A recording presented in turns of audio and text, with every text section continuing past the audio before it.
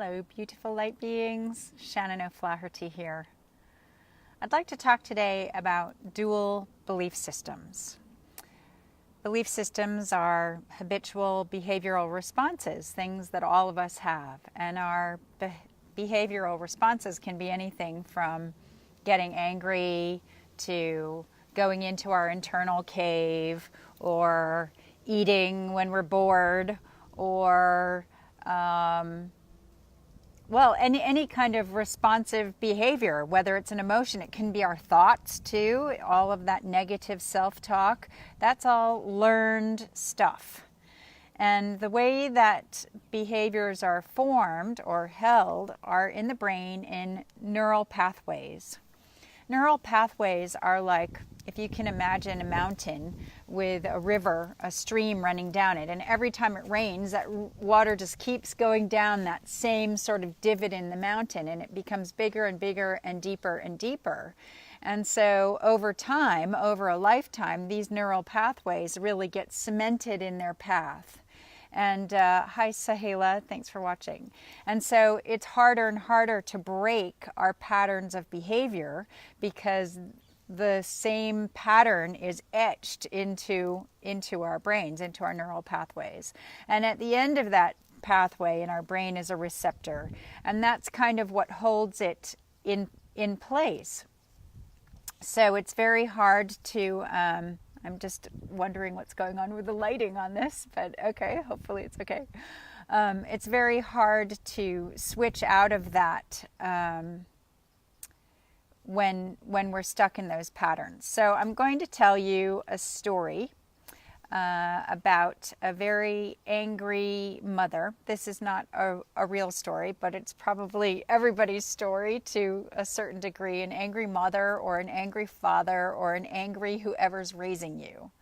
Okay, and the names are fictional. I'm just making this up as I go along. So this is not about anybody in actuality, although I may be telling your story, hypothetically. Okay. So there's a very angry, let's say there's a very angry father, and he has 3 daughters, the oldest daughter and the middle daughter and the younger daughter. And the oldest daughter, let's call her Tina. So he says to Tina and her middle sister, we're going to call her Lisa, and we're going to call the baby Marie. Tina, Lisa, and Marie. So the angry father says to his daughters, you guys are horrible. You're useless. You're never going to amount to anything. Hi, Darlene. Thanks for watching. You're never going to amount to anything, and you're going to be just as terrible as your ugly mother, and I don't know why you bother trying because you're all absolutely useless. And so Tina, the eldest daughter, thinks, oh God, he's right. I am useless. I'm no good. I can't do anything right. And she goes on to have a terrible life. She doesn't do very well at school. She has extremely low self-esteem. She feels very upset in life. I don't know what this says. Remove your headphones so the viewers can hear the song. I don't know what song they're talking about, so I hope you can't hear a song during this. And I see that I'm surrounded by crystals. Yes, something's going on with the light here, or it is just crystals. Hi, Dawn. Can anybody let me know if you're hearing a song in the background? Because that's not something that I asked to have happen. Always the technology is an interesting thing. Okay, getting back to the story. Oops, okay. So Tina goes on to have a horrible life with very low self-esteem. She's upset all of the time. She can't hold down a job. She has various relationships. All of them fail, and everything is everybody else's fault. And she's a very angry, unhappy person. So little Marie thinks, well, I don't care what you say, Dad. This is the baby now. I don't care what you say. You're just an idiot. I'm not going to take on what you say. I'm going to be fabulous. I don't care. I don't care. You're so mean to Mom, and I'm not going to model that behavior. So little Marie does pretty well at school, and she has a really great life, and she somehow manages to find great self-esteem. She finds other mentors in her life who can help her and who push her up, and she attracts better friends and better people, and she gets jobs, and she perseveres, and she has a wonderful life, and she meets a wonderful man, and they get married and have wonderful kids of their own. And she's happy because she made a choice to leave her father's ridiculousness with him. So now Lisa, the middle child, she has a more interesting experience. She thinks, well, God, you're right. I'm horrible. I'm never going to amount to anything.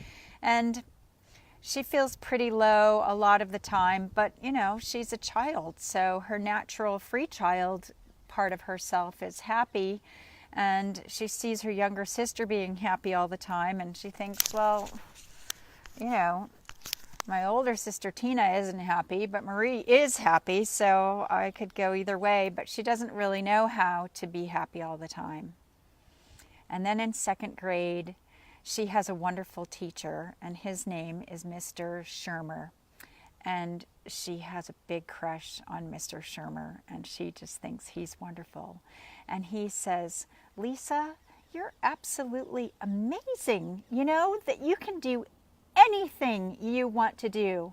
Lisa, you could become President of the United States if you want. You can do anything. You can succeed at whatever you put your mind to.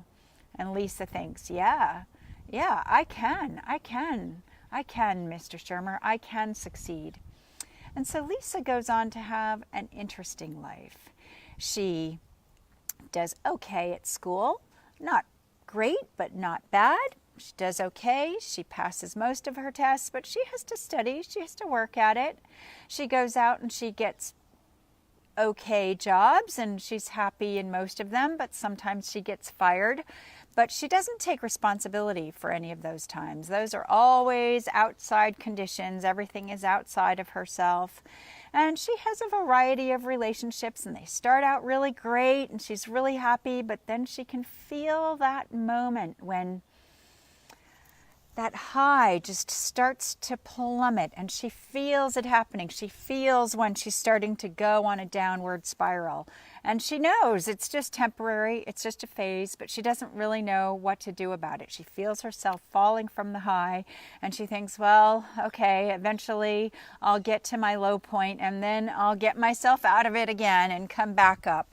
And it's like she's on this emotional roller coaster. But sometimes life is great, and sometimes life is terrible.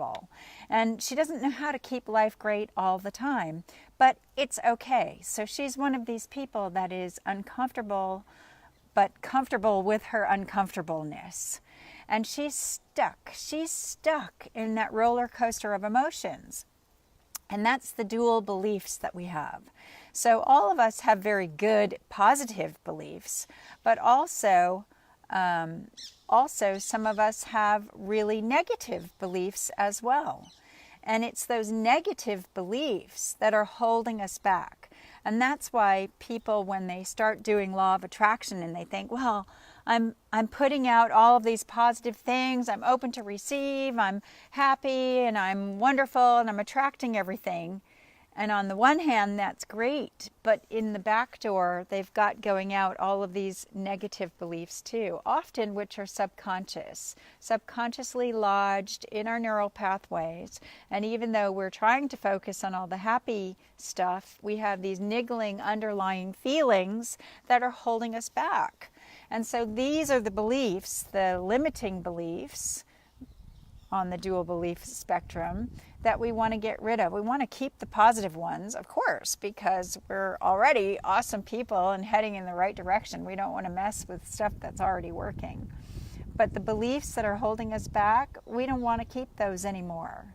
So these are the beliefs that I really want to help you guys get rid of, because until you can clear out all of the subconscious stuff that's holding you back, you're not going to be able to succeed and move forward into your highest potential as fast or as wonderfully as you want to. And you'll end up settling for just good enough instead of not settling for that and thinking, no, the sky is the limit and I can have absolutely everything I want in the world. Now, this does take some work and it takes some practice, but I'm telling you, it's really worth it. People get stuck in their uncomfortableness because they're afraid of change. I don't know if you've looked on my group, there's a quote in there saying people only change when the fear of staying the same becomes greater than the fear of change. Because as humans, we don't like to change. But I'm telling you, changing, especially when you're in a situation that is not feeding your soul or nourishing you, changing is the thing to do. And it's not that scary. It's so empowering and it's so wonderful. So private message me and let's find out if we can work together so I can help you change those limiting beliefs that are holding you back. Let's get your energy fully in alignment with your true purpose, with your soul purpose, and let's start living our life to the fullest potential. Lovely to have you here. I'll see you in the next video. Bye for now.